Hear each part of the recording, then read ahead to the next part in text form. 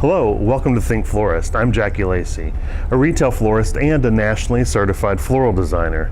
Today we wanted to talk about one of the top 20 flowers that are often seen in a retail flower shop, and that's known as snapdragons. A lot of times people aren't quite sure what they are and you're not certain the variety that you're looking for, but snapdragons are a well-known garden product. You can see them along sidewalks, you can see them in the garden, and it's quite often used in a design to create height because they all tall and narrow.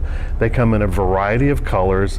They're extremely long lasting, and what you might notice about these when they're in a floral arrangement is they can continue to grow up to 4 inches a day.